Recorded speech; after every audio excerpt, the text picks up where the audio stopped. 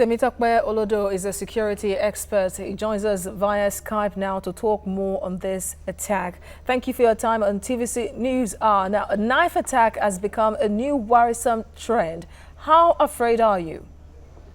Not really afraid, actually. I have so much confidence in the UK security services, as you would have imagined. They were there within 8 minutes of the incident, and the three attackers who were involved were actually neutralized.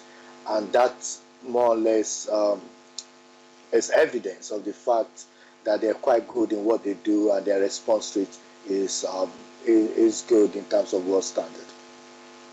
Now, you have confidence in the UK Met, but not critics at home of Theresa May, who says she should take responsibility for cuts to Met police, which is 20,000, a reduction from year 2010. How is this affecting the counterterrorism operations of the Metropolitan Police in recent times?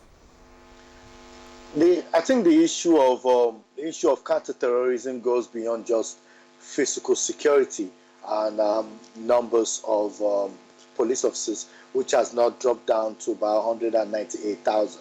Now, we must not, of course, trivialize the reduction in numbers, and there is need to look at that. But there are other issues that need to be looked at. It's not just about numbers. We should look at the kind of incident that is happening. We have individuals that are using vehicles and crude equipment like knife, to cause havoc. So what needs to be done as a counterterrorism expert and somebody that works in this field and has worked in the Office for Security and Counterterrorism. So I understand exactly all the debates and where it's coming from. I think there is need for a different approach on how to tackle the issue of violence extremism and the construction of individuals that are prone to these violent acts. And what about intelligence gathering and how such information got from that are treated, basically, because many are saying that the police are kind of laid back now when it comes to acting swiftly on information got?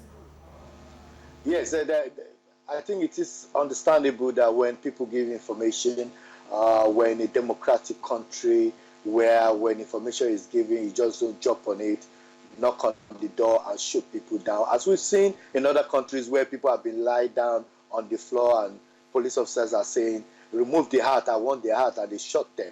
Nothing happened to those police officers. Here, they don't do things like that. So, yes, there are criticism in terms of the way they've handled some of the calls, but we need to wait for the investigation to actually understand exactly where the disconnect occur. But we must give it to them.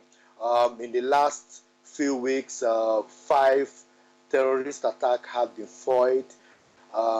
There have just been 18 have been stopped in the last 3 years. So they are doing a lot of things. And these individuals that have committed this atrocity are well known to the security services.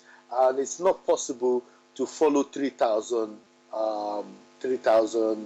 terrorists or people that along that line, except you want to remove your human rights laws. And this country cherish the human rights law, so they need to balance what they're doing. And as a result, we must just acknowledge the fact that they are in a very difficult situation, and that's why the Prime Minister came out to say we have to change the law. The Muslim community in particular need to do more. We in the community also need to do more to make sure that these individuals are apprehended as quickly as possible and that normalcy returns back to the city. Now, Tope, beyond UK borders, on the international scene, again, critics believe that the UK is a bit lax in its disposition towards Islamist extremism, and that it should toe the path of its ally, that's the United States, by tightening immigration laws. Do you agree with this, and is it responsible for the increase in the attacks in recent times? Thank you very much for actually bringing up this question. The individuals that have committed this offense are not immigrants. Let's be very clear for our viewers. They're not people that are traveling into the country. The individual that committed the Westminster attack was born in the UK linked to Nigeria. The guys that committed the Woolwich attack are British citizens linked to Nigeria. The guys committing this present attack, from information available to me and to some people within the security service,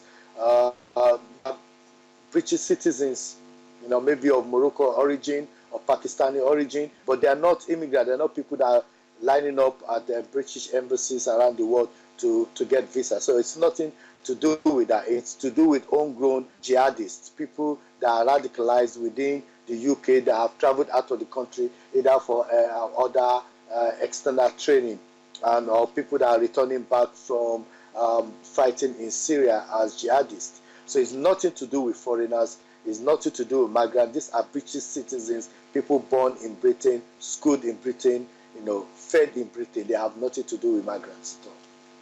Temitope Olodo, security expert, thank you for your analysis on the latest attack in London.